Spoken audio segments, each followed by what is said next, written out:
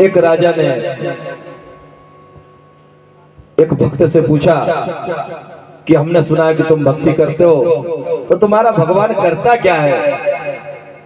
तो उसने कहा वो राजा को रंग करता है, रंग को राजा करता है। बोले कैसे? तो कहने लगा कि मैं बताता हूं। एक बार क्या हुआ कि एक ब्राह्मण देवता थे, सावन का महीना पड़ा और उस सावन के महीने में वे सुबह से ब्रह्म मुहूर्त से भगवान शिव की उपासना के लिए जाते थे और भगवान शिव की उपासना करते, यहां वहां से पत्र पुष्प फलम तोयम लेकर के पहुंचते और बाबा भोले भंडारी को वे अभिषेक करते, श्रृंगार करते, बिल्व दल चढ़ाते और फिर उसके बाद भगवान की ओर देखते हुए, निमग्न होते हुए उनका जप और ध्यान किया करते। शाम तक अगर कोई भक्त आ जाता उस मंदिर में, जिसे कुछ ज्ञात होता कि एक ब्राह्मण वहां पर सेवा करते हैं, तो कुछ ले आता, लेकर आता तो शाम को कभी फल, कभी कुछ अन्न आ गया तो उनकी पत्नी शाम के समय वो बनाती और दोनों पति पत्नी प्राप्त करते। बालक था लेकिन गुरुकुल में शिक्षा के लिए गया था। जब दोनों का इस प्रकार दिनचर्या चल रही, करते करते 3 सोमवार बीत गए सावन के। चौथा सोमवार आने वाला था। माँ जो होती है ना, उसको बच्चों की बड़ी फिक्र होती है। गोरा मैया भगवान से कहती है कि बाबा तुम तो बस बैठे रहते हो, ध्यान ही नहीं देते हो कि ये तुम्हारा एक भक्त है, तुम्हारा एक बेटा है, आता है, कितने प्रेम से तुम्हारे लिए फूल पत्र लेकर के आता है, और मैं तो उसका प्रेम देखकर उसको आशीर्वाद देने की इच्छा रखती हूँ। तुम्हारी इतनी अच्छी सेवा कर रहा है और पूरा सावन का माह ये तुम्हारा ही भजन कर रहा है। कभी भोजन पाता है, कभी फल पाके रह लेता, कभी जल पाके रह लेता है। तुमको ऐसा लगता नहीं बाबा कि इसके ऊपर कुछ दया करूं? भोलेनाथ कहते हैं कि मैं तो पहले ही शमशान निवासी हूं, मेरे पास तो कुछ भी नहीं है। अवगरदानी है लेकिन उनके कपड़ों में जेब भी नहीं है। मैं क्या दे सकता हूं? माता मंद मंद मुस्कुराने लगी, बोले प्रभु आप तो त्रिलोकीनाथ हैं, शंकर जगत बंद जगदीशा, सुर नर मुनि सब नावही सीसा। आप क्या नहीं दे सकते? बाबा कहते हैं देखता। बाबा ने सेठ को सपना दिया, नगर का सेठ था।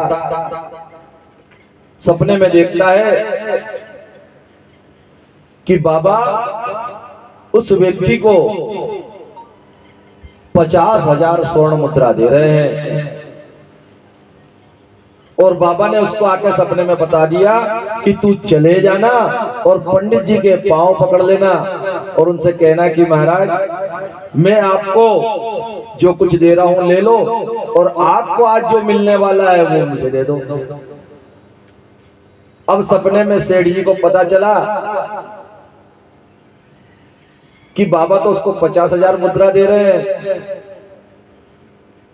सेठ जी के मन में लालच तो था ही। वो तुरंत गया और जाकर के ब्राह्मण देवता से बड़ी मीठी मीठी बात करता है कि महाराज आपको जो आज मिलेगा ना मुझे दे देना, और पूरे महीने भर जो आपने पूजन करा उसके लिए मैं आपके घर में साल भर का राशन रखवा देता हूँ, बहुत सा धन भी आपको दे देता हूँ, लेकिन जो आज आपको मिलेगा वो मुझे दे देना। मैं आज आपको 50 मुद्रा दे रहा हूँ। ऐसा कहकर ब्राह्मण देवता से उनका पूरा महीने भर का पूजन का फल लेना चाहता था। अब जब सेठ जी ने देखा कि ब्राह्मण देवता तो प्रसन्न हो गए इतने में, और प्रसन्न होकर के घर को चले गए। अब सेठ जी बैठे हुए कि जो भी ब्राह्मण के लिए आने वाला था मंदिर में आएगा, आज मैं लेके जाऊंगा, जो भी आएगा मैं लेकर जाऊंगा। जब देखा कि शाम हो गई, रात हो गई, 11 बज गई, 12 बज गई, अब सेठ जी को गुस्सा आया। और गुस्सा आया तो कहता, बाबा तुम भी झूठ बोलते हो सपने में आकर। और ऐसा करके बाबा को उसने कस के हाथ से पकड़ के हिलाना चाहा। अब क्या देखता है कि उसके हाथ ही चिपक गए बाबा के शिवलिंग में, दोनों के दोनों हाथ चिपक गए। अब ना इधर हिले ना उधर हिले। अब वो विचार करता है कि बाबा के शिवलिंग में मेरे हाथ चिपक गए, हिलते नहीं बन रहा, डुलते नहीं बन रहा। अब बड़ा बहुत ज्यादा रोने लगा, गिड़गिड़ाने लगा। और गिड़गिड़ाते गिड़गिड़ाते यहां वहां आवाज लगाता है, लेकिन मंदिर एकांत में कोई सुनता नहीं। समय हो गया, नींद आ गई। नींद में क्या देखता है कि बाबा कह रहे हैं कि जो मैं उसको देने वाला था वो तेरे ही द्वारा दिलवाऊंगा। जब तक तू उसको उतनी मुद्रा नहीं देगा तब तक तेरे हाथ चिपके रहेंगे। अब सेठ जी को समझ में आया कि बाबा ने ब्राह्मण को देने को कहा था। सेठ जी ने पुत्र को बुलवाया, वो स्वर्ण मुद्रा दी और सेठ जी के हाथ छूट गए। वो कहानी सुनाते हुए वो भक्त कहता है कि महाराज, वो भगवान का काम है राजा को रंक बनाना और रंक को राजा बनाना। वही इस भजन के भाव थे कि हम हैं खेल खिलौने तेरे, बालक लाल सलोने तेरे। जब हम इस भाव के साथ में भगवती की शरण हो जाते हैं, सप्तशती का पाठ अगर हम करें तो सप्तशती के पाठ में भगवती जब देवताओं पर अतिशय प्रसन्न हुई और असुरों का नाश करने के बाद जब देवताओं ने भगवती की स्तुति करी, तब भगवती कहती है कि नाना प्रकार की भोग सामग्री, नाना प्रकार का यज्ञ और सब प्रकार से पूजन आदि की विधि से किया गया पूजन भी मुझे उतना संतुष्ट नहीं करता जितना मुझे मेरा भक्त जब ये कहता है कि मां मैं तेरा हूं, मां मैं तेरा हूं। और केवल मैं ही तेरा नहीं हूं, केवल मैं ही तेरा नहीं हूं, मेरे शरीर से जुड़े हुए जितने रिश्ते और नाते वो सब तेरे हैं, तूने ही दिए हैं। जब इस प्रकार के भाव के साथ भगवती की कोई दंडवत प्रणाम कर लेता है तब भगवती प्रसन्न हो जाती है। नवमी और चतुर्दशी, अष्टमी नवमी और चतुर्दशी के रोज भगवती की प्रसन्नता। अगर कोई हाथ जोड़कर दंडवत प्रणाम करते हुए कहे कि मात सकल संपदा तुम्हारी, क्या कहे? मात सकल संपदा तुम्हारी, मैं सेवक सम्मत सुत नारी। और माँ के सामने दंडवत हो जाए, बस इससे ही माँ प्रसन्न हो जाती है। ऐसी भगवती माँ शारदा, जिसके शरण होकर के केवल एक बार कह दो कि माँ मैं और मेरे शरीर से जुड़ा हुआ धन वैभव पुत्र पुत्री माता पिता सब कुछ आपकी शरण है। जब इस प्रकार के भाव के साथ आप उनकी शरणागति हो जाते हैं, माताओं के लिए दंडवत प्रणाम का विधान नहीं है, याद रखिए। दंडवत प्रणाम पुत्रों के लिए है, माताओं के लिए दंडवत प्रणाम में केवल शीश दोनों घुटने के बल बैठ करके शीश जमीन पे लगा करके और दोनों हाथ सामने रखना है। मैंने अक्सर देखा है कि लोग पीछे हाथ रख लेते हैं। अरे क्यों कर्म छुपाते हो भगवती से? अपने कर्म तो सामने रखो। कर्मों का फल भगवती देने वाली अगर देख लेगी कि मेरे बेटे से कुछ गलत कर्म हो गया तो तुम्हारे कर्मों को शुभ कर्मों में परिवर्तित कर देगी, बदल देगी। इसलिए भगवती के सामने दोनों हाथ कि माँ हम तेरे हैं, इस प्रकार से प्रणाम कर ले तो उतने से ही माँ संतुष्ट हो जाती है। माँ की संतुष्टि केवल उसके शरणागति से प्राप्त हो जाती है। जब यहाँ शुक्राचार्य जी क्रोधित होकर चले गए तब असुरों को पता चला कि हमने अपने गुरु को नाराज कर दिया है और फिर वे अपने गुरु को मनाने के लिए गए। गुरु की आज्ञा से उन्होंने सेना सुसज्जित करी और फिर अपनी गुरु की माता की जो हत्या इंद्र के द्वारा की गई थी उसका बदला लेने के लिए चल दिए। यद्यपि ऋषि भृगु ने तो भगवती की कृपा से अपनी पत्नी को पुनर्जीवित कर लिया, लेकिन शुक्राचार्य को तो क्रोध था। उन्होंने असुरों के ऊपर अपना आशीर्वाद दिया, संजीवनी विद्या की शक्ति दी और कहा कि तुम विजयी हो गए। असुरों ने भीषण युद्ध करा। उस युद्ध में इंद्रादि देवता हार गए। जब इंद्रादि देवता हार गए और राजा बलि वहां के राजा बन गए, तब महाराज बलि वहां का शासन व्यवस्था देखने लगे। यहाँ इंद्र आदि देवता एकत्रित होकर भगवान की शरण गए। जब भगवान की शरण गए तो भगवान ने कहा कि वो महामाया ही है जो सुख और दुख दोनों ही स्थिति इस जीव के ऊपर लाती रहती है। ये सारा संसार उसकी कृपा कटाक्ष से ही चला करता है। हे इंद्र, तुम उन भगवती की शरण लो, वे यदि प्रसन्न हो जाए तो तुम्हारा खोया हुआ सम्मान वापस मिल जाएगा। जब इस प्रकार भगवान ने आदेशित करा, तब सारे देवता एकत्रित होकर के उस भगवती की शरण गए और उससे कहते हैं कि हे मां, हम जानते हैं कि आपके ही बल से हम बलवान हुए थे। आप ही सौभाग्य रूप में हम लोगों को संपूर्ण यश और कीर्ति देती हो। आप ही शक्ति रूप में हमारे शरीर में बल देती हो। आप ही ऐश्वर्य देने वाली हो, आप ही समृद्धि देने वाली हो। हे जगत जननी, इस समय असुरों के सताए हुए हम समस्त देवता अपने वैभव को खो करके यहाँ वहां गुफा कंदराओं में रह रहे हैं। हे भगवती, यद्यपि हमसे कोई अपराध हुआ है तभी तो आपकी कुदृष्टि हमारे ऊपर आ गई है, नहीं तो मां इस संसार में ऐसा कौन है जो आपके दिए हुए वैभव को समाप्त कर सके। हे भगवती, आपकी कृपा को कोई समाप्त नहीं कर सकता। हे मां, हम हर प्रकार से आपकी शरण में आए हैं। या देवी सर्वभूतेषु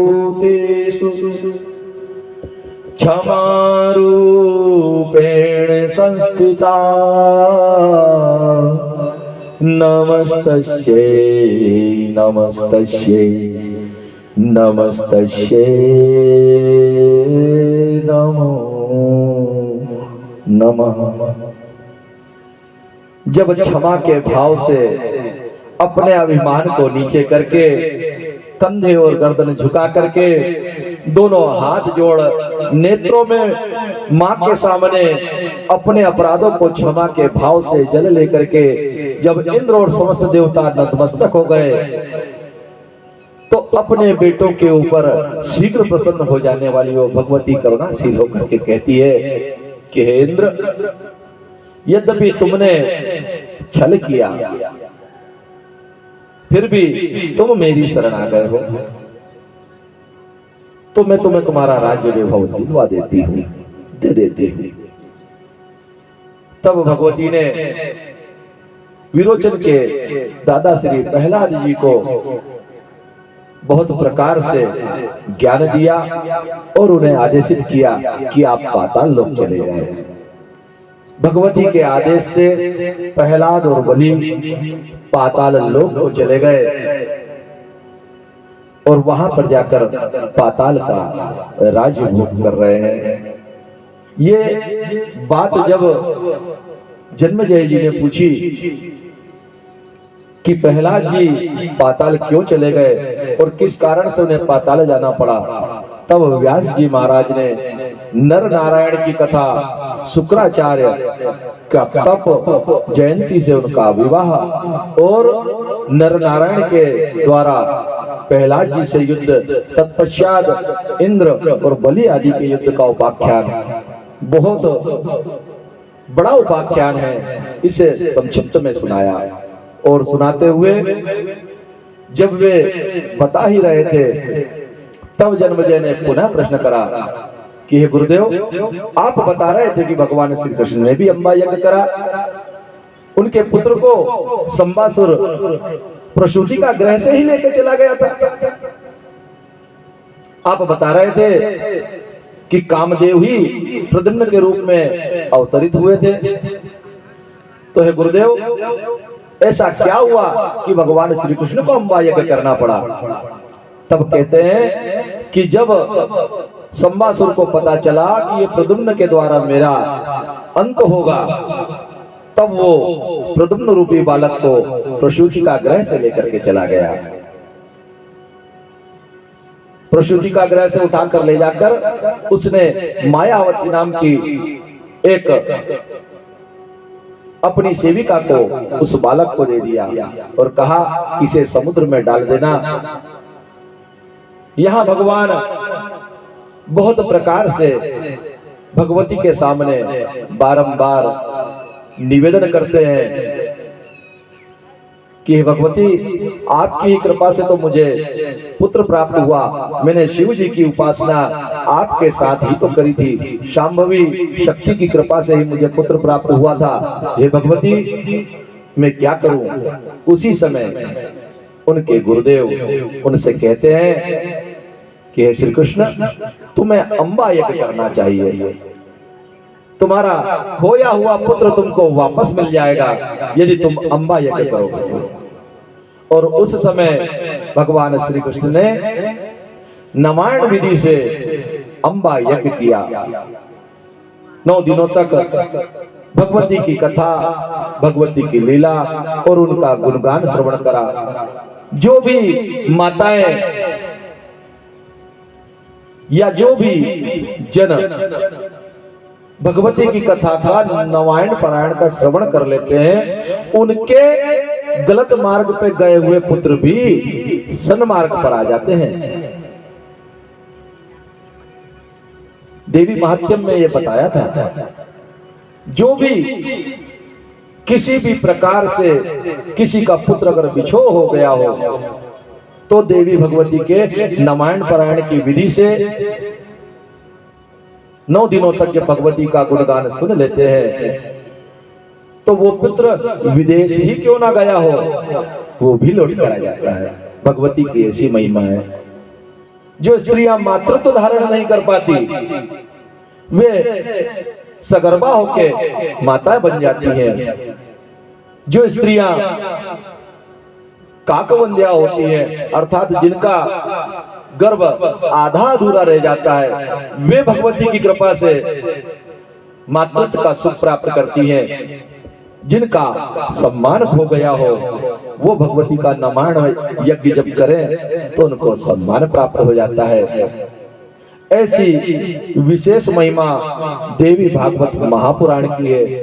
व्यास जी महाराज कहते हैं कि संसार में समस्त पुराण तभी तक अपना अपना उद्घोष करते हैं जब तक देवी भागवत सिंह पे बैठने वाली भगवती का महापुराण अपनी गर्जना नहीं करता। जिस समय देवी भागवत महापुराण अपनी सिंह गर्जना कर देता है तो समस्त पुराण उस भगवती के सामने खड़े होकर के स्तुति करने लग जाते हैं। ऐसी वो भगवती की महिमा है। जब भगवान श्री कृष्ण ने उन भगवती का गुणगान किया तो सभी जानते हैं कि प्रद्युम्न ने बहुत कम समय में युवा अवस्था को प्राप्त करके संबासुर का नाश किया। इस प्रकार जन्मजय को कथा सुनाते सुनाते वो वृत्तांत भी सुना देते हैं कि तुम्हारे जो पिताश्री थे वे भी जब उनके ऊपर अहंकार चढ़ा तो उन्होंने भी संत का अपमान किया और ब्राह्मण के अपमान के कारण व्यक्ति को सम्मान और जीवन दोनों खोना पड़ता है। जब उन्होंने ब्राह्मण का अपमान किया तो उनका जीवन और उनका पुण्य नष्ट हुआ। हे जन्मजय, यही कारण है कि तुम बालकपन में राजा बनाए गए। जब इस प्रकार व्यास जी महाराज के द्वारा, गुरुदेव जी महाराज के द्वारा जन्मजय से बताया गया तब उनके नेत्रों में जल आ गया। और जब जल आया तो वे कुछ भाव विहल हो गए। उसी समय श्री व्यास जी महाराज उन्हें कथा सुनाने लगे कि मैं तुम्हें भगवती की वह कथा सुनाता हूं जिसके कारण भगवती दुर्गा रूप में प्रकट हुई। भगवती के नाना रूप हैं, लेकिन दुर्गा स्वरूपा क्यों प्रकट हुई, उस रूप की कथा सुनाता हूं। उस कथा को सुनाते हुए वे कहते हैं कि एक दनु नाम का राक्षस था और उस दनु के दो पुत्र थे। एक का नाम था रंभ, एक का नाम था कदम्ब। रंभ और कदम्ब, इन दो पुत्रों का दनु पिता था। इस बात को समझे कि हमेशा इस बात का ध्यान रखें कि संसार में जो जाग रहा है वही कुछ पाता है। एक बार एक गुरुदेव थे, वे तपस्या कराया करते थे, अपने बच्चों को ध्यान कराया करते थे। लेकिन गुरुदेव के जो शिष्य थे उन्होंने कहा कि गुरुजी हमें कोई सिद्धियां दीजिए। गुरु ने कहा भाई सिद्धियां तो मैं दूंगा, लेकिन पात्रता के चयन के बिना नहीं दूंगा। जब तक तुम्हारी पात्रता देखूंगा नहीं तब तक दूंगा नहीं। मैं देखना चाहता हूं कि इसमें क्या पात्रता है। कुछ छात्रों ने कहा गुरुजी हमारी पात्रता चेक कर लो। तब गुरु ने कहा ठीक है। 10 विद्यार्थियों को लेकर के गुरु एक पहाड़ पर पहुंचे। वहां पर 2 गुफाएं थी। उन गुफाओं में उनके साथ वे तपस्या करने लगे। गुरुजी ने कहा कि 10 दिनों तक हम तपस्या करेंगे और 10 दिनों तक मैं यहां पर बैठ करके तुमको सिद्धियां दूंगा। शिष्य बोले बहुत अच्छी बात है गुरुदेव। पहला दिन हो गया। रात्रि के समय गुरुजी ने कहा कि आज रात को मैं दूंगा, तुम लोग सब जागते रहना। पहला रोज निकल गया, गुरुजी ने बुलाया नहीं, सो गए। दूसरा रोज निकला रात्रि का, गुरुजी सो रहे हैं। छात्रों ने देखा कि 2 रोज से जग रहे हैं हम, गुरुजी तो सो जाते हैं। तीसरा रोज हुआ, चौथा रोज हुआ, 5वें रोज से छात्र भी सोने लगे। जो शिष्य थे वो भी सोने लगे। अब गुरुजी तो पात्रता की परीक्षा ले रहे थे। एक शिष्य था जो जागता रहता था कि गुरुजी ने कहा है तो मुझे रात्रि भर जगना है। सब शिष्यों को यही आदेश दिया है कि मैं जब आवाज लगाऊंगा तब आ जाना। और गुरुजी रोज सो जा रहे हैं। शिष्यों ने कहा कि गुरुजी अकेले थोड़ी समझदार हैं, हम तो ज्यादा समझदार हैं, हम पहले सो जाएंगे। शिष्य सोने लगे। ऐसे करते करते 5 रोज हो गए। जब 7वां रोज आया तब गुरुजी ने आवाज लगाई, राम। तो राम नाम का जो बालक था वो उठा, वही रोज जागता था। वो उठा और गुरुजी के पास गया। गुरुजी ने एक मंत्र दिया और उसे उसका विधान बताया कि इसको इस प्रकार से कर लेना। अंधकार का समय था, राम ने लेकर के आ गया। फिर गुरुजी ने आवाज लगाए कि राजेश। तो राजेश सोया हुआ था। दोबारा आवाज लगाई, राजेश। तब राम ने सोचा कि गुरुजी की आवाज पे कोई गया नहीं, मैं ही चले जाता हूं। फिर गया। अंधकार में गुरुजी ने उसको भी मंत्र दिया और फिर से उसको संविधान समझा दिया। ऐसा करते करते 10 बार 10 लड़कों की आवाज लगाई, 10 शिष्यों की आवाज लगाई और 9 तो सो रहे थे, केवल राम ही जाग रहा था। 10 बार राम गया और 10 बार 10 सिद्धि लेकर के आ गया। तो कहते हैं कि जो जाग रहा है वही 10 सिद्धि रख लेगा।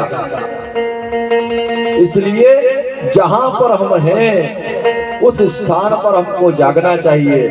अर्थात जिस जगह पर हम पहुंचे हैं, यहाँ पे भगवती की कथा के लिए पहुंचे हैं, भगवती की लीला कथा हो रही है, तो हमको यहीं पर रहना है। कैसे रहना है? मन से, विवेक से, नेत्रों से, कानों से, केवल और केवल भगवती में मन लगाना है। हो सकता है कि कोई सी ऐसी वाणी आए और हमारे हृदय का वो दरवाजा टक से खुल जाए और उसमें भगवती जाकर के बैठ जाए, तो जो जाग रहा है उसी को सिद्धि प्राप्त होगी।